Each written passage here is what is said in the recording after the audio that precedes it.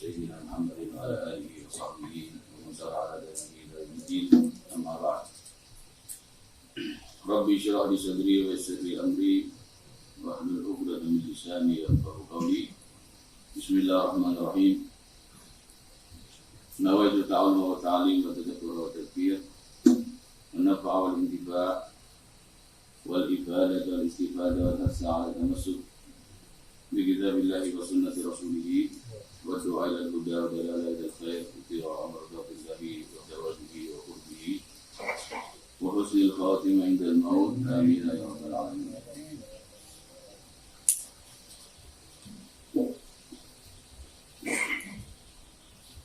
قال المصنف رحمه الله تعالى ونفع به في الدارين. آمين.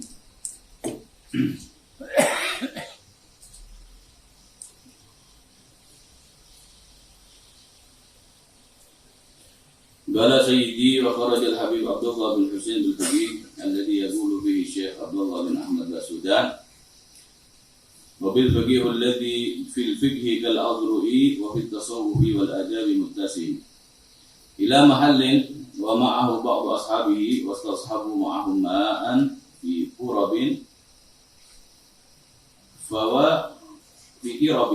فوجدوا فيه بعرا فأحجموا عنه وقالوا نجس.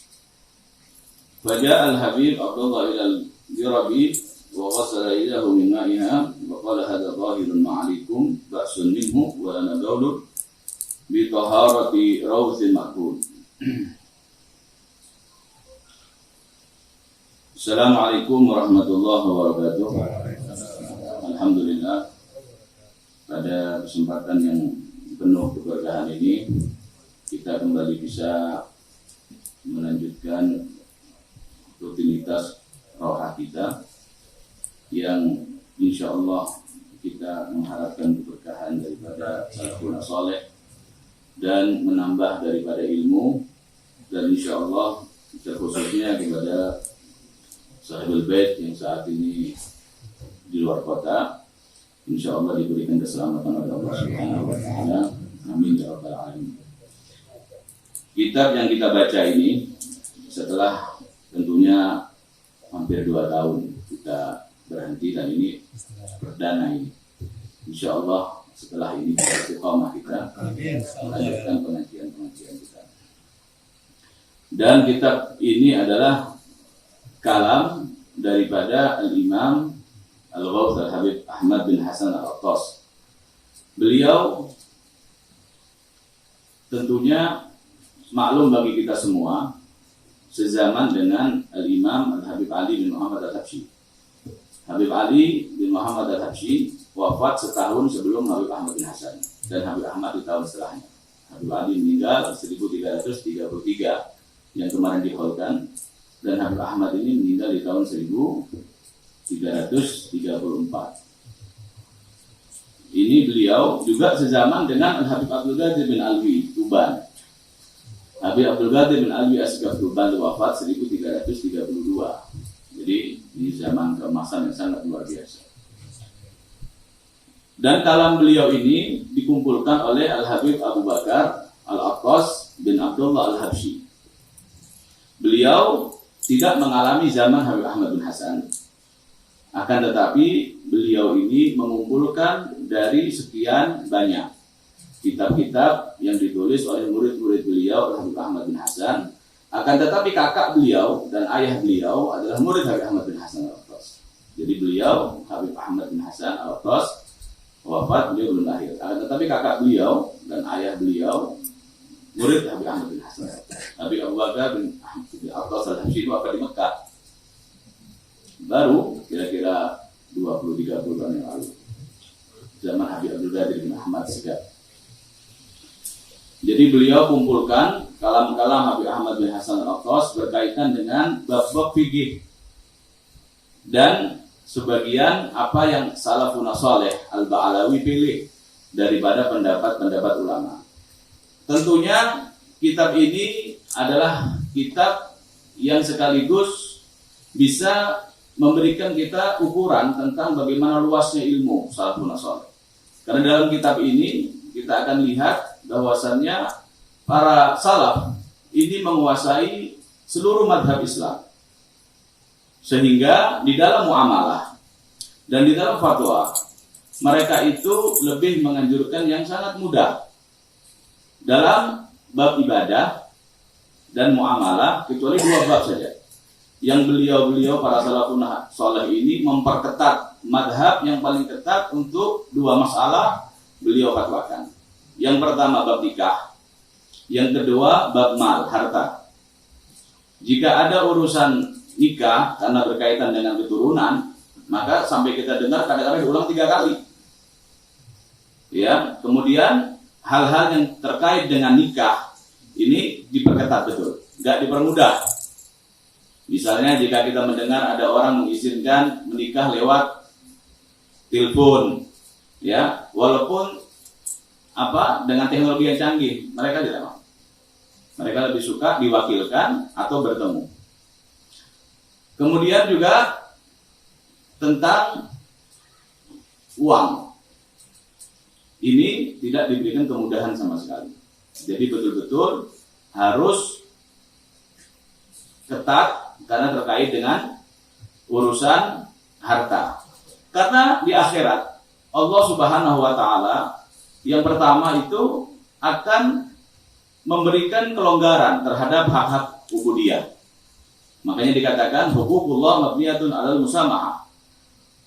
Allah Subhanahu wa taala akan banyak membantu kita, ya, dengan ampunan-ampunannya jika ada kurang-kurang dalam ibadah. Misalnya sholat. Sholat itu Allah terima jika ditemukan ibadah itu sempurna, maka semua akan dipermudah oleh Allah. Semua hisab ibadah yang lain dimulai sholat. Awwalu ma yuhasabu bihil 'abdu yaumil qiyamah as-shalat. Jika sholat ditemukan mudah, orangnya ini dalam dunia istiqamah mengerjakan sholat, maka yang setelah itu Allah akan permudah, akan gampangkan. Dan sholat pun jika dilakukan berjamaah, maka Allah terima sholat berjamaah itu walaupun tidak didapati khusyuk antara imam dan makmum. Yang Allah lihat adalah perkumpulan berjamaahnya kita itu sudah menjadikan rahmat tersendiri. Maka kita ini disunahkan jangan sampai meninggalkan sholat berjamaah walaupun dengan keluarga. Karena sholat berjamaah itu yang pertama tidak pernah ditinggalkan oleh Rasulullah SAW. Tidak satu pun hadis kita mendengar Nabi itu sholat sendiri. Hadaran wala safar, di dalam rumah beliau di Madinah atau di dalam bepergian pasti berjamaah. Walaupun telat. Pernah ketika dalam satu perjalanan Nabi SAW itu ya terbangun dan matahari itu sudah naik. Begitu. Kemudian itu pun Nabi lakukan dalam keadaan berjamaah. Adapun kenapa terjadi itu kepada Nabi SAW, Nabi ini musyarrik.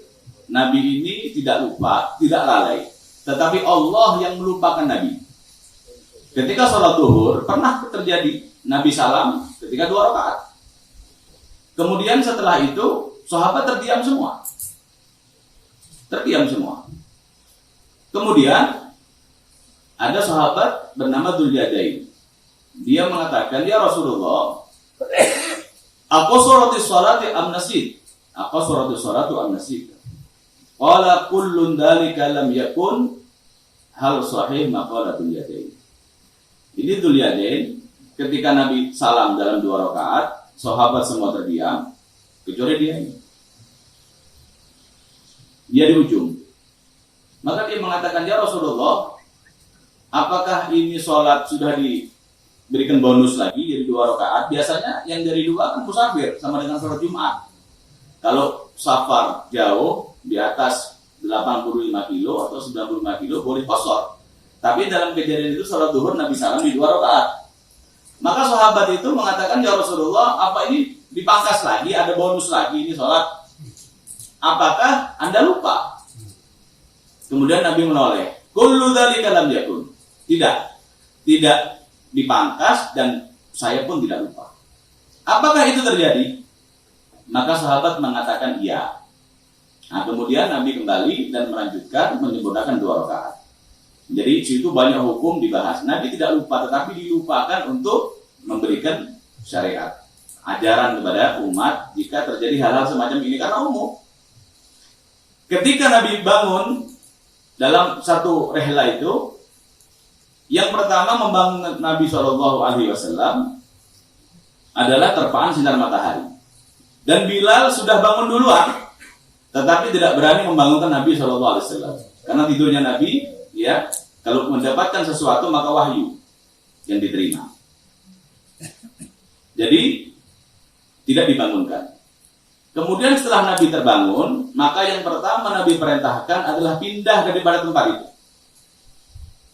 Ya, karena tempat itu di mana kita lalai, kita harus beranjak dari tempat itu.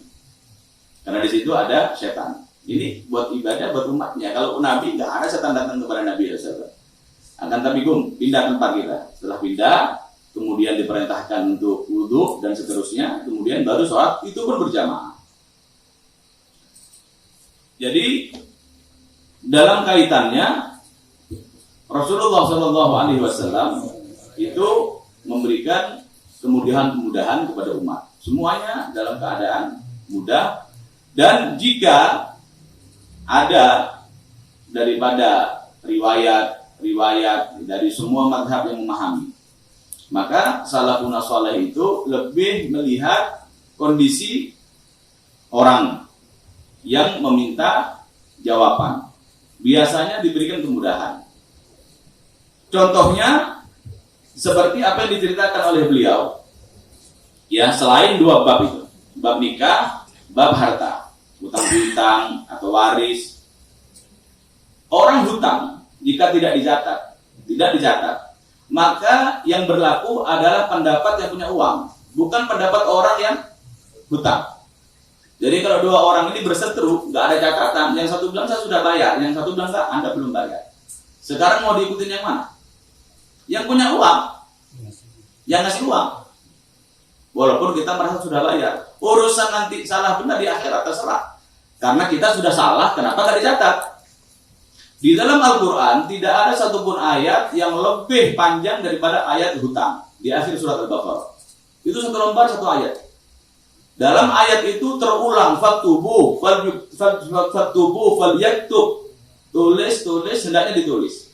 Jadi artinya semua urusan kalau berkaitan dengan uang jangan sekali-kali kita itu meremehkan. Tulis, catat.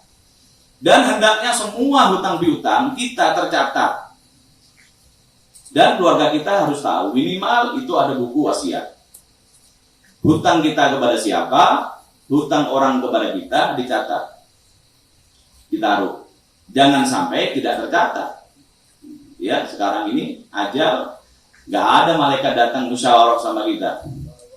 Orang tidur meninggal tidak ada wasiat, kata Nabi SAW. Man mata, walam takun indahu wasiyah, mata maidatul jahiliyah. Kalau orang meninggal tidak meninggalkan wasiat, kabur urusan dia dengan manusia, maka seperti kebodohan mati di jahiliyah.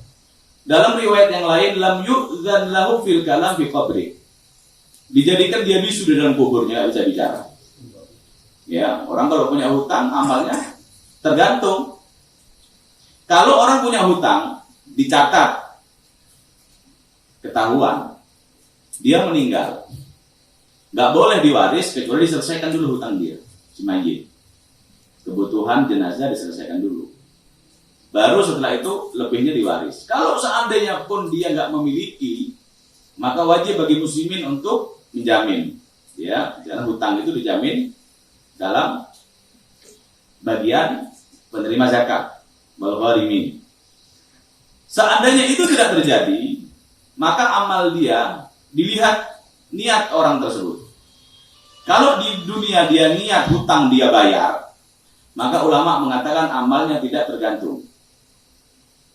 Itu bedanya. Jadi kalau ada orang hutang niat nakal, maka itu yang tergantung amalnya, nggak diangkat amalnya. Tapi kalau memang dia di dunia niat membayar, tetapi karena keadaan sampai dia wafat, maka agama akan menjamin. Jadi kalau kita mendengar riwayat Nabi itu menolak menyolati orang yang memiliki hutang, itu di awal-awal Islam. Memang ya, ketika Islam belum kuat, ketika Nabi masih miskin dan para sahabat Itu setiap ada sahabat meninggal, maka Nabi tanya, ada hutang? Ada ya Rasulullah. Ada yang mau bayarin, ada yang mau jamin. Karena semua kondisi susah, kondisi sulit. Kalau mereka terdiam, maka Nabi akan berpaling. Nabi katakan, shollu ala sahibikum. Nabi nggak tega. Sholat itu makanya. Tetapi setelah Islam jaya, setelah banyak terjadi Futuhatul Islamiyah, banyak daerah-daerah baru ya dibuka, banyak muslimin sudah dari mana-mana datang ke kota Madinah, terbuka Madinah dan Islam sudah jaya, Islam sudah kuat. Maka Nabi SAW mengumumkan, man alaihi dainun fa alaina wafa'uh wa man lahu malun fa ala warathati. Maka Nabi jamin, siapa yang punya hutang maka lapor ke kami yang bayar, kata Nabi. Yang punya uang hendaknya dibagi di ahli warisnya. Sampai seperti itu Rasulullah kepada umatnya. Jadi dimudahkan.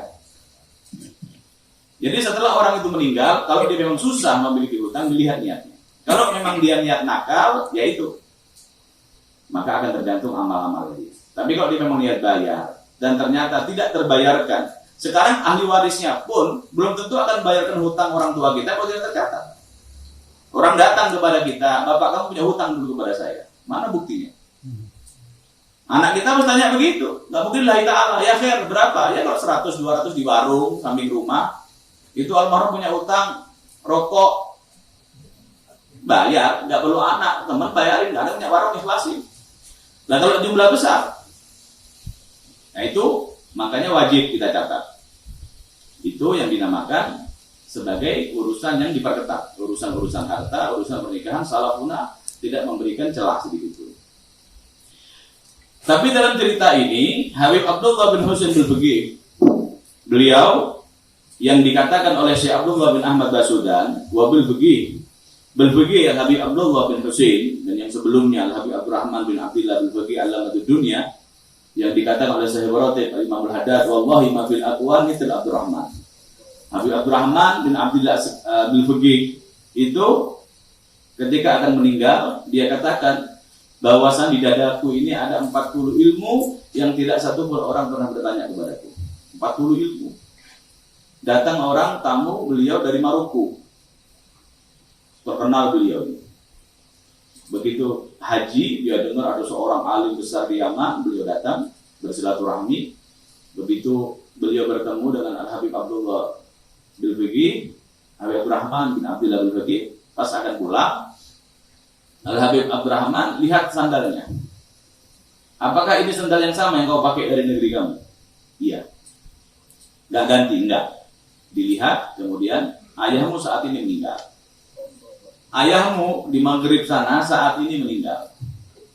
Terkejut ini tamu. Dia katakan, ya Habib, ini kasyaf atau bagaimana? Enggak, ini ilmu.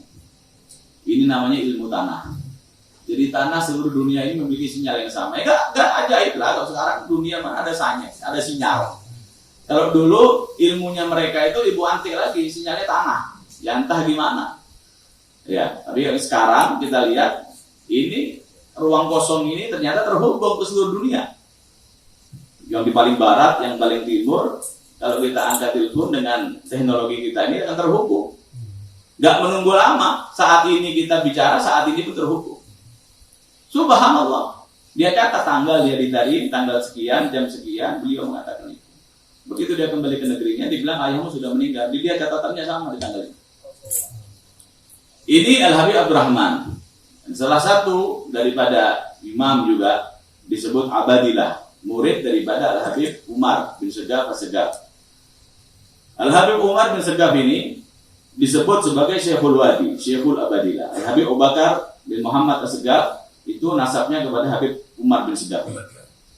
Al-Habib Abdul Qadir bin Ahmad Jeddah, nasabnya kembali ke Habib Umar bin Segaf. Al-Habib Abdurrahman bin Ubaidillah, Mufti Hadramut, itu kembali kepada beliau. Al-Habib Abdurrahman ini, Bukit Duri juga kepada beliau nasabnya. Jadi beliau ini seorang ulama besar, seorang wali besar, Sultan Aulia yang mencetak 40 murid semuanya menjadi, kata beliau, murid saya satu ini cukup untuk memegang satu daulah. Bukan satu kampung. Sekarang orang, ya Allah, megang rumahnya nggak bisa. Urusan wudhu aja bingung. Megang satu desa apalagi. Butuh ilmu luas. Ini murid beliau, dia katakan, yakfi khotar kami. Kalau ada daulah, satu murid saya pegang, cukup itu ilmu daulah. Mau apa? Ya, dapat ada ilmunya. Di antara muridnya adalah Al-Habib Hasan bin Saleh Al-Bahar Al-Jufri. Ya, Al-Habib Abdullah bin Husain bin Fiqih. Al-Habib Abdullah bin Ali Aidid, Habib Ali Ahmad bin Ali Junaid. Banyak, 40 muridnya. Termasuk Syekh Abdullah bin Ahmad Basudan. Syekh Abdullah bin Ahmad Basudan mengatakan, memuji teman seperjuangan dan seorang imam. Beliau katakan, wa bil fiqih alladhi fil fiqih kal adrai. Ini bil fiqih Habib Abdullah bin Husain, saya bersaksi ilmunya di dalam bab fikih seperti Imam Adrui. Imam Adrui itu dalam mazhab Syafi'i seperti dikatakan Syafi'i kecil. Tidak ada satu ulama yang berfatwa di zaman beliau. Ya. Itu Imam Al-Adrui. Wa fit tasawuf wal adab bittasi.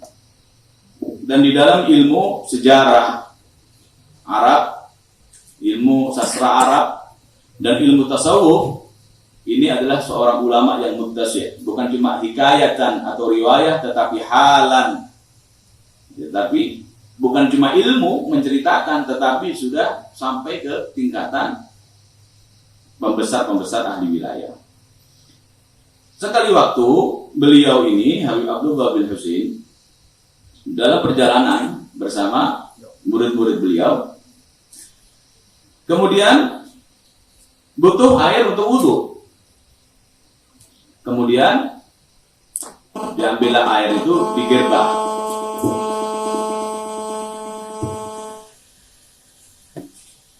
Gerbah itu tahu ya, tempat dari kulit isi air. Akan wudhu dari situ. Ternyata di situ ditemukan ada bakron. Bakron itu kotoran unta di tempat itu. Akhirnya mereka nggak mau wudhu.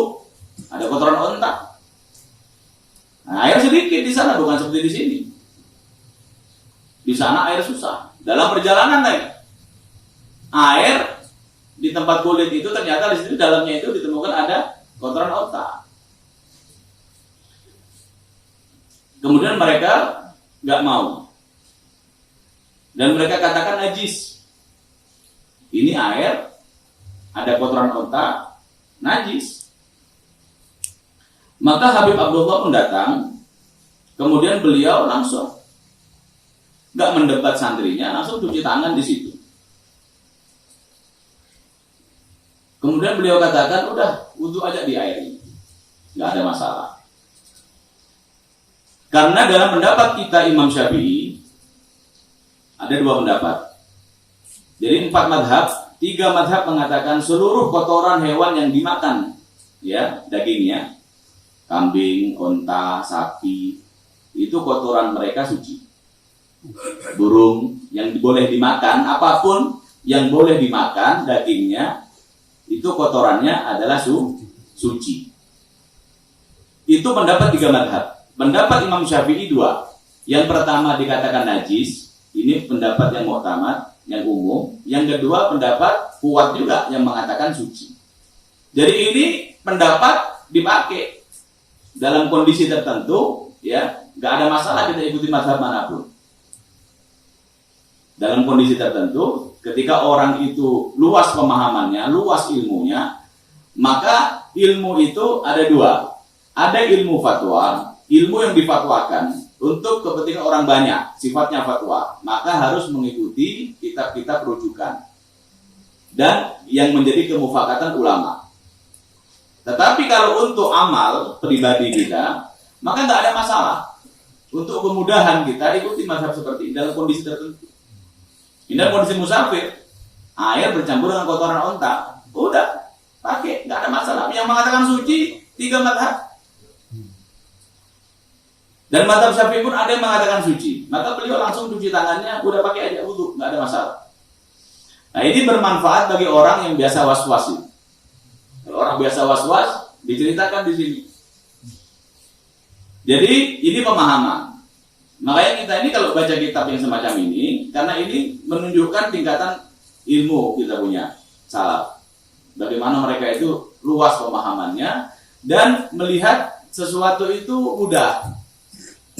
Kenapa menjadi mudah? Ya karena ilmu. Orang yang susah itu ketika orang itu tidak memiliki ilmunya, dia akan merasa bingung, dia akan merasa susah, dia akan merasa takut. Salah nggak saya begini? Mungkin jangan pernah melakukan sesuatu sebelum kita tahu ilmunya. Kemudian beliau Habib Ahmad bercerita. Ini Habib Ahmad bin Hasan Al-Attas. Beliau bercerita, sekali waktu terjadi ini kepada saya. Saya berangkat dengan Al-Habib Umar bin Hasan Al-Haddad. Kondisinya begitu dingin. Dingin betul, luar biasa. Kemudian beliau wudu untuk sholat subuh. Kemudian ketika beliau akan cuci kaki, kelihatan ya, remang-remang itu kelihatan, ternyata di tempat itu ada kotoran onta. Ya umum lah onta di sana. Kalau di sini kan ayam. Sini juga ayam jarang sekarang. Ya, kalau di kampung itu masih kelihatan. Sekarang jarang sih. Masya Allah. Kucing juga jarang, tangkapin. Kucing dikejar sekarang. Ya artinya kalau terjadi ini, kotoran hewan yang dimakan. Beliau lihat ada kotoran onta. Kemudian Habib Umar mengatakan inna lillahi wa inna ilaihi raji'un. Udah terakhir ini, udah cuci kaki. Jadi beliau sudah cuci wajah, cuci tangan, nggak kelihatan ada kotoran onta. Pas mau cuci kaki, kelihatan inna lillahi. Dari tadi ini ada air kecampur kotoran onta. Kemudian beliau Al-Habib Ahmad mengatakan, "Lu kenapa? Ada apa?" Nah, gue terjadi apa-apa. Beliau mengatakan, ini ada kotoran onta di air. Saya mau cuci kaki ada kotoran onta. Habib Ahmad mengatakan gampang. Pendapat kita, Imam Ruyani, wal Imam Al-Baghawi, wal Imam Qadhi Husain, dan banyak ulama fikih dari mazhab kita Syafi'i, belum mazhab yang lain, yang mengatakan bahwasannya kotoran hewan yang dimakan dagingnya itu suci. Tidak ada masalah. Kata Habib Ahmad bin Hasan ini. Idza lam yuwafiq li Umar bin Hasan fi syiddatil barq fi safar. Ya, kalau antum lakukan ini, antum enggak sendirian. Jadi antum ini teruskan aja pakai air itu. Ini air bukan antum sendiri yang punya pendapat ini, pendapat ulama. Kali berdunia di setiap mazhab, bahkan di mazhab kita ini, pembesar-pembesar mazhab Imam Syafi'i, Imam Ruyani, Shahibul Bahar, kemudian Imam Al-Baghawi yang punya kitab tafsir. Kitab tafsir Al-Baghawi itu dulu ditimbang dengan emas untuk mencarinya, untuk mendapatkannya. Itu Imamul Haddad dari sekian ribu kitab tafsir yang beliau utamakan ada tafsir Al-Baghawi, imam besar ini. Beliau mengarang kitab namanya kitab Al-Masabih. Itu kitab fikih besar betul. Dan kitab Tahdzib itu 10 jilid kitab fikih. Dan Qadhi Husain, ini julukan beliau adalah Syafi'i zamannya, mengatakan bahwasanya kotoran hewan yang dimakan itu suci, tidak ada masalah. Jika bercampur dengan air, suci. Ya seperti air kecampur sama plastik, kecampur sama tanah, udah sama, tidak ada masalah. Walaupun berubah air, karena dianggap suci, tidak ada masalah. Kemudian beliau bertanya, Habib Ahmad, saya nanya kepada Anda, kita ini pengikut madhab atau kita ini ulama madhab?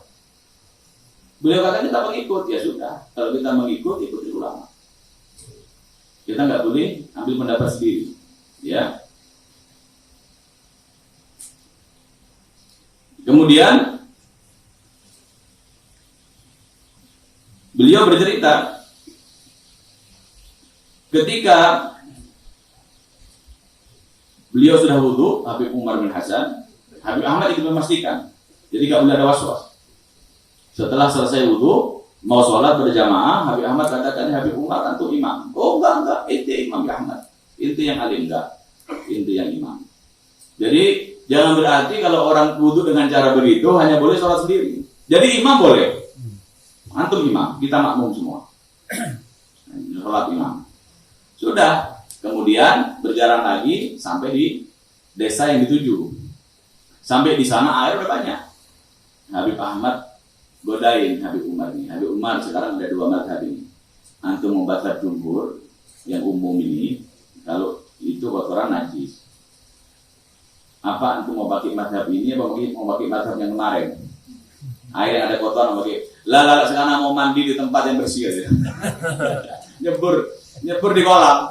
Habib Umar, anak sekarang mau nyebur ya Ahmad sama kolam dengan pakaian anak semua. Udah di kampung ya. Di kampung air banyak. Habib Ahmad godain. Nanti sekarang mau ikut mazhab yang kemarin. Walaupun air dicampur kotoran onta sah, di sini ada aja air yang ada kotorannya. Apa antum mau ikut pendapat kalau air itu hanya boleh dipakai yang bersih? Anak mau pakai yang bersih, anak mau masuk kolam dengan pakaian anak dengan gamis sana. Nyebur dia di situ. Kemudian Habib Ahmad bercerita bin Hasan. Ada orang datang ke Habib Abdurrahman bin Muhammad al-Masyhur yang sekarang kita Bughiyah. Bughyatul Mustashidin. Ini orang was-was. Datang ke beliau, tanya, Habib, saya ini kalau sholat suka was-was. Was-was kenapa? Iya, saya kalau sholat suka was-was. Apa sarung saya najis? Apa tadi saya jalan kena najis? Apa? Pokoknya was-was. Beliau katakan kalau engkau mau sholat, engkau kantongi kotoran. Sekalian. Supaya enggak was-was. Kemudian kotoran apa Habib? Kotoran onta. Beliau mengatakan, oh jangan, kotoran himar sekalian. Iya. Kalau kotoran onta, itu masih was-was. Kotoran himar sekalian. Apa maksudnya? Kotoran himar najis, kan? Dimakan dagingnya. Akan tetapi, mazhab Imam Malik membersihkan najis untuk sholat hukumnya sunnah, nggak wajib. Kalau kita kan wajib. Sebelum kita sholat, kita wajib membersihkan najis. Loh, orang was-was ini musibah. Orang was-was ini musibah. Pernah satu orang sholat di belakang Habib Ahmad bin Hasan al-Attas. Mau takbir tuh lama betul. Sampai imam udah ruku, ini belum selesai takbir. Allah. Depannya orang wali. Sultan Aulia jadi imamnya masih was-was saja. Kemudian setelah salam dipanggil. Mana bulan? Belum selesai sholat, dipanggil. Dibilang apa itu? Takbir tapi tidak kelar-kelar. Itu was-was. Berhada syaitan. Itu kalau mau was-was yang bukan dari syaitan, was-was itu yang urusan duit. Ente pernah nggak was-was ketika itu sedekah, ngasih sama fulan atau zakat? Pernah nggak was-was ini? Nggak ada urusan was-was dan urusan uang, nggak ada. Ada orang keluarin zakat sekali, udah pasti selesai dia keluarkan. Ya salah. Was-was di dalam urusan uang. Ada nggak kira-kira? Biasa ini orang ngirimin uminya duit, terus dia lupa ngirimin lagi duit. Nggak bakalan, dipastiin nggak kirim nggak duit tanah. Ya, atau zakat, ente kasih zakat sama orang, pernah nggak was-was urusan zakat? Nggak bakalan.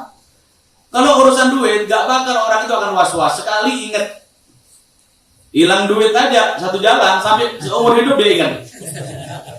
Jangan jutaan, Hobsin Alaf ingat dia. Ini jalan sial nih. Lewat sini nih anak yang ngurusnya. Jadi kalau mau tahu was dari setan urusan uang nggak pernah orang was-was.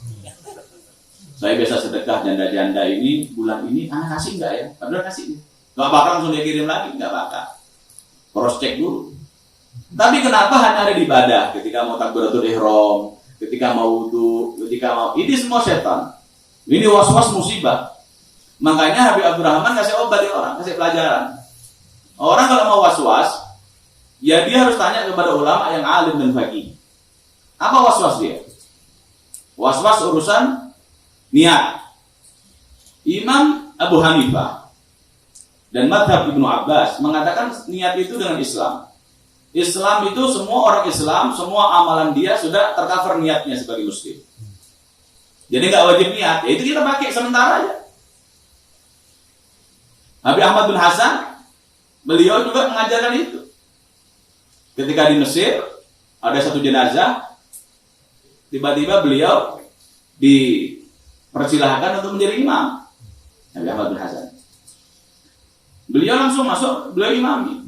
Begitu beliau salam, setelah itu ditemui oleh seorang wali min auliyaillah, ahli kasyaf. Dia bilang, "Ya Habib, ana enggak lihat intinya tadi." Dia bilang, "Ana ikut Ibnu Abbas." Dia anak ini dalam lautan Ibnu Abbas. Semua sesuatu yang anak lupakan, dan anak ini setelah orang sholat, setelah orang salam, ya, terus dia syak tentang niat dia. Tadi saya sholat niat apa enggak ya? Sudah. Was-was yang semacam itu jangan diperturutkan, bahkan merembet kemana-mana. Jadi Habib Abdurrahman ini, begitu orang ini was-was, dia katakan kalau itu sholat itu bawa kotoran. Kotoran apa Habib? Kotoran onta, nawar ini orang. Enggak, kotoran himar. Bawa itu. Ya. Kenapa kata beliau? Orang itu idza tasa'at ma'rifatuh ittasa'at mashhuduh. Wa idza tasa'at mashhuduh ittasa'at madaduh. Kalau orang itu banyak ilmunya, luas pemahamannya, dia itu akan luas melihat sesuatu. Enggak kaku menyikapi apapun. Apalagi kebanyakan yang kita lihat orang-orang awam, orang-orang yang memang Masya Allah, yang dibanggakan anak muslim aja. Ya, muslim itu sudah kebanggaan bagi dia, itu nomor satu memang. Tetapi Allah Subhanahu Wa Taala mensyaratkan di dalam iman itu 4 syarat dalam surat Al-A'raf. Kata ulama, 4 ayat, 4 kalimat di dalam surat Al-A'raf ini mensyaratkan qadron zaidan fil iman. Iman itu tidak cukup hanya kita menjadi seorang muslim, akan tetapi harus dibarengi dengan pemahaman. Itulah amal soleh. Makanya Allah berfirman dalam Al-Quran, "Falladzina amanu bihi wattaba'uhu walladzina amanu bihi wa azzaruhu wa nasaruhu wattaba'u nural ladzi unzila ma'ahu ulaika humul muflihun." Mereka-mereka yang beriman dengan Rasulullah SAW, kemudian memuliakan sang Nabi, menghormati sang Rasul, kemudian membelanya dan mengikuti Al-Qur'annya, mereka lah orang-orang yang sukses dan selamat. Jadi kalimat itu ada huruf waw. Falladzina amanu bihi wa azzaruhu wa nasaruhu wattaba'u nural ladzi unzila ma'ahu. Kalimat waw ini kalau di dalam bahasa Arab disebut bil mughayarah. Setiap kalimat yang setelahnya memiliki arti yang berbeda. Artinya pondasi iman itu wajib diletakkan 3 perkara di atasnya. Yang pertama menghormati Rasulullah. Gak mungkin Al-Quran mukjizatnya bicara pembelaan Nabi setelah ta'zim. Ya, inna arsalnaka syahidan wa mubasyiran wa nadhira litu'minu billahi wa rasulihi wa tu'azziruhu wa tuwaqqiruhu wa tusabbihuhu bukratan wa asila. Di dalam surat Al-Fatih. Jadi Nabi itu Allah utus sebagai pemberi kabar gembira, sebagai pemberi nadharah, peringatan. Itu untuk apa? Untuk kita ini mampu menghormati Rasulullah SAW dan membela Nabi SAW. Jadi nggak mungkin bisa membela tanpa menghormatinya. Kemudian mengikuti Al-Qur'annya. Kata ulama, di antaranya Al-Imam Syekh Abdul Fattah Abu Ghuddah, qad al-waw taqtatil mughayarah, ay anna hadhihi thalath qadran zaidan fil iman. Iman membutuhkan 3 itu. Saya muslim tapi Nabi jadi hina, dia bukan muslim yang kuat. Dia seorang muslim tapi dia biarkan kemungkaran dalam keluarganya. Nah, kita di zaman sekarang ini membela Nabi dengan apa? Angkat pedang? Enggak. Mau angkat pedang? Enggak. Nanti angkat pedang di zaman Imam Mahdi, tapi kita semua enggak bakal ketemu Imam Mahdi. Yang kita bela Nabi sekarang dengan apa? Dengan ilmu. Dengan memahami salafun saleh yang mereka sampai kepada Allah, dan kita jangan biarkan kemungkaran dalam rumah kita. Lihat anak kita nggak sholat, jangan dibiarkan. Lihat istri kita, ya, keluar tanpa kerudung, putri kita yang sudah balik, jangan diizinkan. Kemungkaran-kemungkaran yang khafi, yang sifatnya itu nggak menonjol, yang dianggap biasa. Sekarang aja seperti internet dalam rumah kita. Kemungkaran nggak ada seperti ini. Karena tontonan di sana satu arah. Kalau orang mau cari ilmu di majelis ta'lim, bukan di media sosial, nggak mungkin. Karena kita nggak tahu siapa yang berbicara, apa tanggung jawabnya. Kita punya guru aja, Al-Habib Salim Syafii.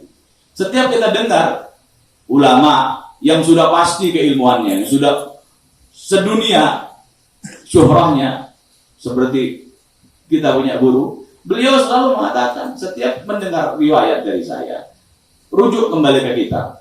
Supaya apa? Ya kita baca kitabnya sama, nggak salah beliau.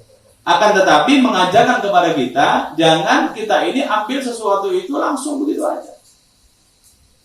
Khususnya ayat Al-Quran, hadis Nabi, rujuk kepada kitab-kitab hadis. Bagaimana lafadznya, nasnya bagaimana. Itu diajarkan. Jadi inilah keluasan ilmu salafun saleh. Mereka itu tidak. Jadi orang kalau sudah was-was, ini musibah di atas musibah. Pernah orang itu jalan malam, kakinya menginjak sesuatu. Hangat. Malam-malam. Nah, coba kalau orang pintar. Begitu dia nginjak, udah jalan terus. Karena dia bodoh, was-was, dia pengen tahu nginjak apa. Diambil sama tangannya. Ya, akan dicium. Ya, aduh, Masya Allah. Akan dicium bau. Kena hidungnya dikit. Akhirnya diusap sama bajunya. Akhirnya apa? Semua kena najis. Tangannya najis, bajunya najis, hidungnya najis, semuanya najis. Makanya beliau katakan, wa hadza min tibil qulub. Ini adalah obat.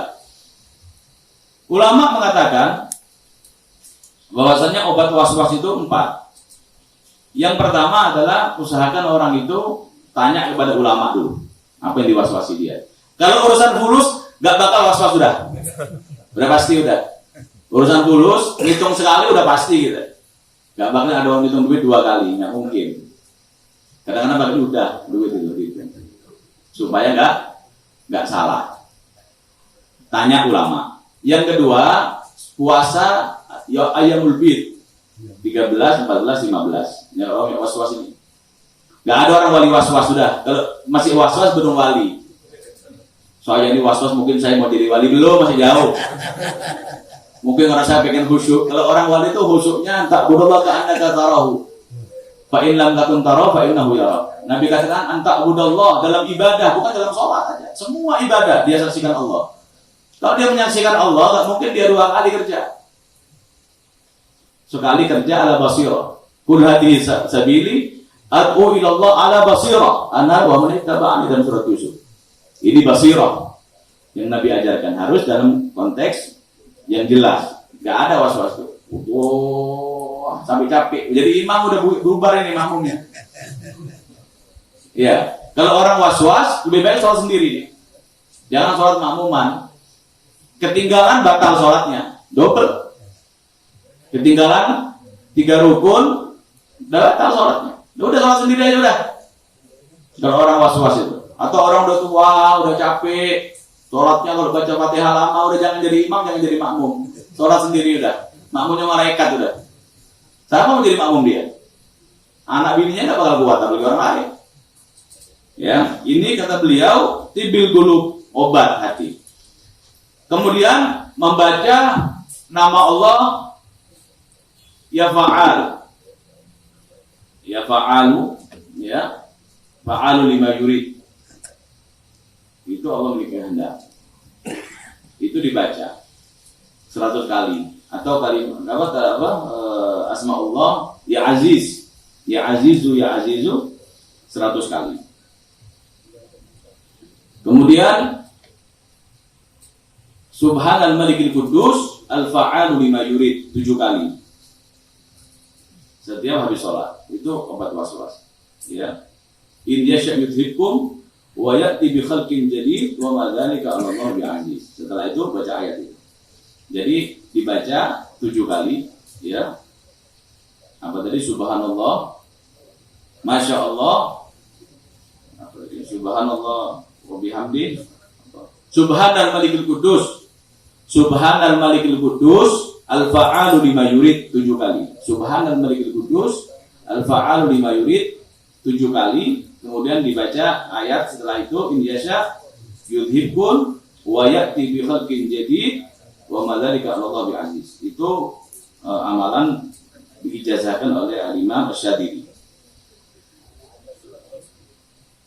Kemudian beliau mengatakan dzikru kalami radhiyallahu anhu fi adabi duhuril khala wa ma ta'allaqa biha. Ini yang beliau ajarkan tentang adab masuk ke kamar mandi. Nah, setelah bab waswas ini tempatnya waswas ini kamar mandi.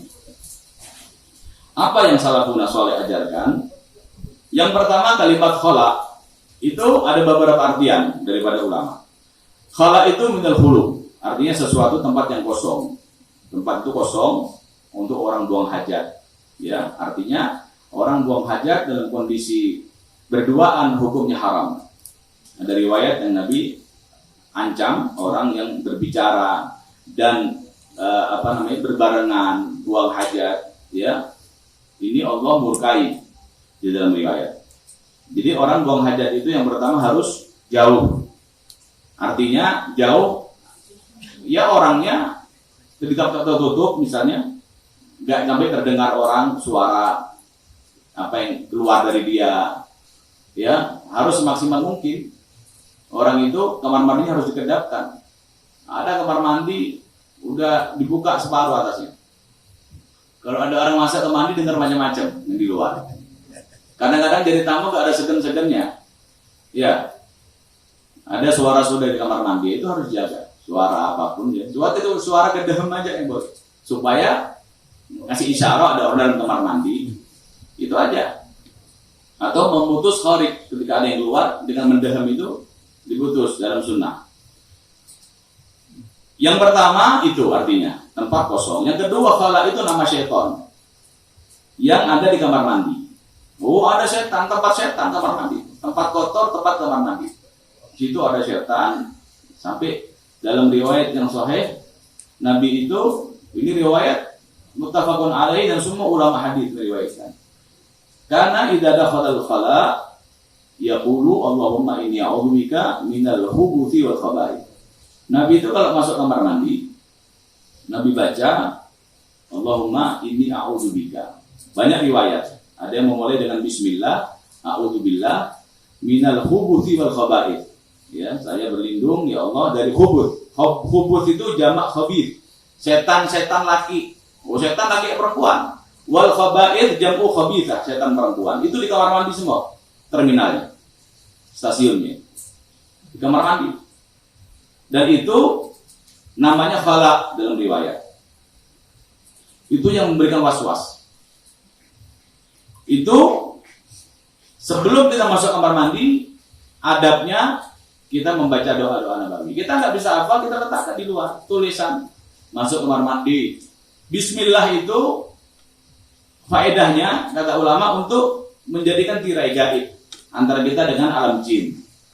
Jadi kalau orang baca itu bismillah mau masuk kamar mandi, itu Allah jadikan tirai antara dia dengan jin, nggak bisa lihat dia.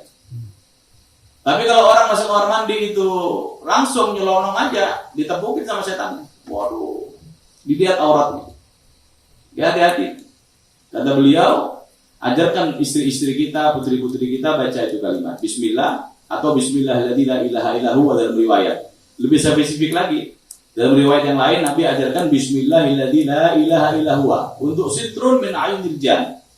Di dalam kamar mandi atau di luar kamar mandi. Di kamar, pas kita mau ganti baju, mau apa baca itu. Tapi minimal masuk kamar mandi kalimat ini. Bismillah, a'udzubillah minal khubuthi wal khaba'ith.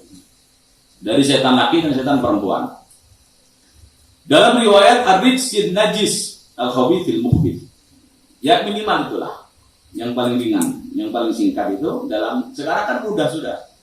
Kita bisa ambil dari dunia internet ini doa-doa nabawi ya kita ambil yang manfaat aja. Tapi sekali lagi kalau cari ilmu ya secara tanya jawab hati-hati, dunia maya itu banyakkan ya orang-orang yang tidak seakidah dengan kita. Tapi untuk doa-doa nabawi riwayat ini nggak ada masalah. Urusan itu luas. Taruh di depan kamar mandi kita atau dekat kaca kita doa-doa nabawi.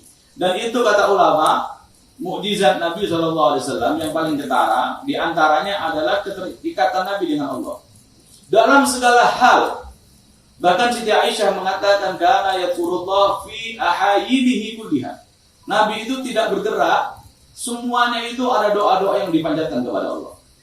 Bahkan kalau sudah malam, itu Nabi tahajud sambil bengkak kakinya, karena tahajud bagi Nabi wajib.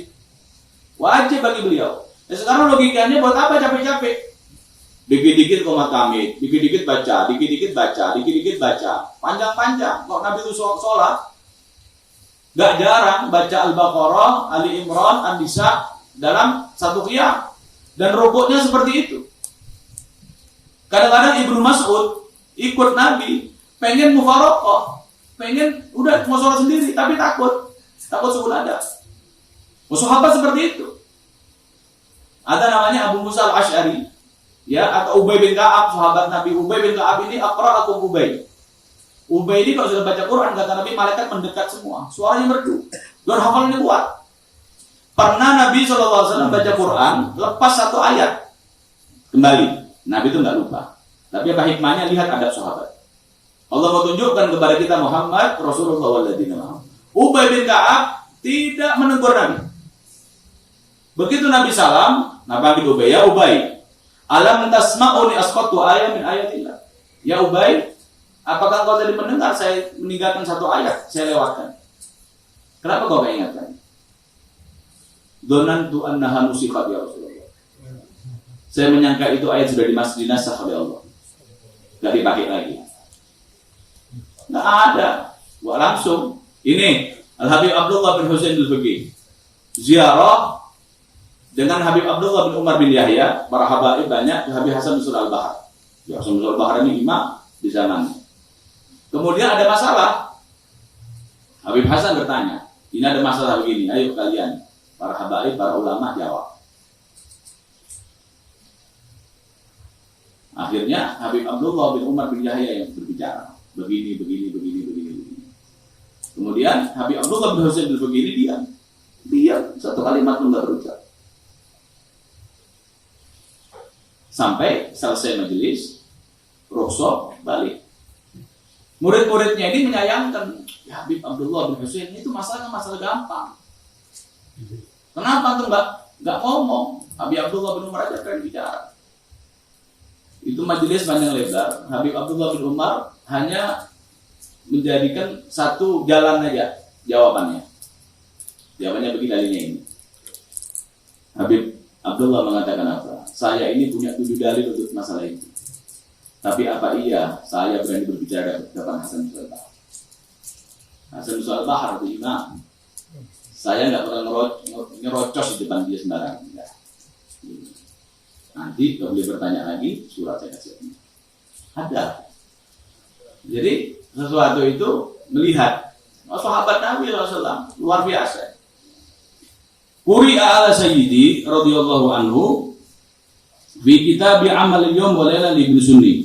Ini ada satu kitab Amal Yawm wa Laila, amal-amal Nabi dari sejak Nabi SAW bangun sampai beliau tidur lagi. Apa amal-amalan beliau? Itu banyak. Yang paling luas dari kitab Adhkar di Nawawi. Dulu dikatakan di Tarim Be'udar, ya, wasdad Adhkar. Be'idar, wasdad Adhkar. Kalau engkau tidak punya uang untuk beli kitab Adhkar, amal-amalan Nabi SAW, punya rumah, jual rumah. Sampai seperti itu. Saking apa? Saking penting itu kita bisa tahu bagaimana mukjizatnya Nabi. Terikat dengan Allah Subhanahu wa Ta'ala 24 jam. Sampai Siti Aisyah itu mengatakan, ya Rasulullah, doamu banyak sekali.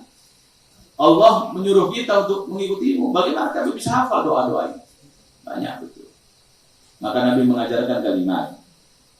Tidak mungkin seseorang itu mampu untuk mengikuti semua itu, menghafal semua itu. Ya ada ulama yang hafal semua. Akan tetapi umumnya jarang. Tapi minimal kata Nabi SAW, katakanlah kalimat ini. Allahumma yas'aluka min kulli khairin sa'alaka minhu nabiyyuka Muhammad. Wa a'udzu min kulli syarrin ista'aka minhu sayyidina Muhammad. Itu minimal. Ya Rabb, saya memohon kepada semua permohonan yang diucapkan oleh Nabi Muhammad dan berlindung dari semua yang ditakutkan oleh Nabi kita Muhammad SAW. Allah berlindung, Nabi berlindung kepada Allah, apa ya kita berlindung sama dengan apa yang Nabi SAW. Itu kalimat dibaca setelah sholat, itu katanya seperti mencakup semua doa-doa Nabi. Nah, kita diajarkan oleh salafun saleh. Kita masukkan akhalna niyatina fi niyatihim wa amalana fi amalihim, ya. Kita niat ini semua niat-niat salafun saleh. Amal-amal mereka, tujuan-tujuan mereka. Insyaallah karena Allah punya rahmat luas ikut itu. Itu dikatakan bahwasannya anna Nabi sallallahu alaihi wasallam kana idza dakhala al-khala aw kharaja minhu qala ya dzal jalal. Ini ada riwayat yang jarang terdengar. Nabi itu kalau mau masuk kamar mandi, mau keluar kamar mandi, doanya itu ya dzal jalal. Mau masuk di antara doanya ya dzal jalal. Ya, wahai zat pemilik keperkasaan. Dan setelah keluar pun itu. Umumnya kan ketika keluar itu alhamdulillahilladzi ghufranaka 3 kali, ghufranaka. Alhamdulillahilladzi adzabani itu wa'afani. Itu minimal doa Nabi setelah keluar. Tapi kalimat ini ada tambahan. Jadi amalkan aja. Ya dzal jalal. Habib Ahmad mengatakan, hadal hadis lam naqif alaihi. Saya tidak menemukan lafaz hadis ini di kitab lain kecuali kitab itu satu. Wa ana yajri ala lisani hada dzikir. Saya sebelum dengar hadis ini, setiap saya mau masuk kamar mandi, itu keluar dari mulut saya sendiri otomatis kalimat ini, subhanallah. Ya. Jadi karena beliau dekat dengan Allah walaupun belum ketemu dalilnya, sudah ngamalin dulu. Saya tiap masuk kamar mandi mesti keluar di kalimat dari lisan saya. Saya nggak tahu kenapa. Begitu saya dapat ini dalilnya. Kalau ini adalah sunnah. Ini menunjukkan bahwasanya beliau ini luar biasa dekat kepada Allah. Wala adri limada. Kadang-kadang aku juga mengatakan kalimat ya mutajalli. Jadi intinya orang di kamar mandi jangan ada sesuatu kalimat zikir yang keluar. Karena itu tempat setan, tempat kotor. Cukup kita begitu mau akan masuk di luar ya. Sebelum masuk di kamar mandi, kita di luar. Baca itu, jadi tidak menghujam kamar mandi. Karena secara medis pun dilarang katanya. Jadi sekian detik proses kita doa itu adaptasi tubuh kita dengan apa yang di dalam itu. Subhanallah, tubuh kita ini kan luar biasa secara medis. Jadi sekian detik itu ada adaptasi. Jadi berapa banyak bakteri di sana itu adaptasi. Nah, kemudian di dalam kamar mandi itu kita pakai alas kaki, kita pakai alas kepala, pakai alas kaki untuk menghindari najis, alas kepala untuk menghindari waswas syaitan. Itu sunnah. Kemudian gak ada amalan, zikir gak boleh keluar dari lisan kita kecuali di dalam hati tafakkur. Apa tafakkur? Hinanya kita. Apa yang kita akan banggakan di dunia ini? Kita lahir dari apa? Kita hidup membawa apa? Ya, dan kalau kita mati jadi apa? Itu aja, kata Imam Ali. Dan orang di kamar mandi dengan tafakkur dia dan kehinaan dia belum apa-apa berkhidmat kepada Allah Subhanahu wa taala. Coba makanan yang kita makan gak bisa keluar, berapa harga kita akan bayar? Harun ar-Rasyid ketika jadi khalifah dia panggil ulama semua untuk nasihati dia. Saya dapat musibah ini. Tolong nasihatkan kepada saya sesuatu. Ada memberikan nasihat kepada beliau bahwasannya engkau sekarang berpuasa. Amal ini, tanggung jawab ini besar. Maka jadikanlah bukamu adalah hari kiamat. Jangan main-main. Kau puasa sekarang ini. Dapat jabatan, puasa dulu. Jangan asal. Segala macam dia bisa tentukan. Dia kekuasaan dia pegang. Ini adalah puasa besar di dunia. Banyak hajatmu harus kau tinggalkan. Mau engkau berbuka, nanti berbuka di hadapan Allah Subhanahu wa taala. Karena di antara yang dinaungi Allah dengan naungannya pada hari kiamat al-imamun adil. Yang pertama Nabi katakan. Artinya yang paling Allah murkai, salasatun la yukallimuhu Allah yaumil qiyamah wa la yuzakkihim wa lahum adzabun adzim. Yang Allah persiapkan azab paling besar 3. Nabi mulai dengan imamun sultanun jahil. Ya, karena hajat orang banyak di tangan dia. Ada Ibn Sahnun. Dia mengatakan dia Harun, enggak panggil khalifah, ya Harun. Diambil 1 gelas air. Ini seandainya ini gelas. Engkau minum. Dan tidak ada air lagi kecuali di gelas ini. Ini ulama besar. Didengar oleh beliau, dihayati, apa maksudnya?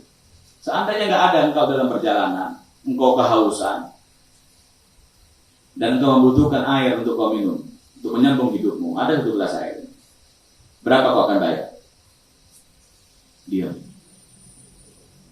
Berapa dia minta? Enggak, berapa kau akan bayar? Dengan separuh kerajaanku. Bukan harga air lagi. Separuh kerajaanku kau kasih dia. Yang penting aku bisa nyambung hidup. Baik, kalau ini sudah kau minum, tidak bisa kau keluarkan. Berapa kau akan bayar? Separuh yang lain. Dibilang celaka. Bi'san bimulkin la yusawi syarbatama. Kerajaan kamu harga 1 gelas air. Bagaimana mungkin kau akan sombong? Itulah artinya orang ketika masuk kamar mandi, tafakkur dia, begitu dia keluar dari kamar mandi, dia ucapkan doa nabawi. Ghufranak, 3 kali, ampunanmu ya Rabb, ampunanmu ya Rabb. Bagaimana orang itu bisa lupa? Sebentar berpikir, nanti lupa lagi. Jadi selalu minta ampun kepada Allah Subhanahu wa taala. Wa akhiru da'wana alhamdulillahi rabbil alamin. Allahumma tahiyyatun fiha salam wa akhiru da'wana alhamdulillah.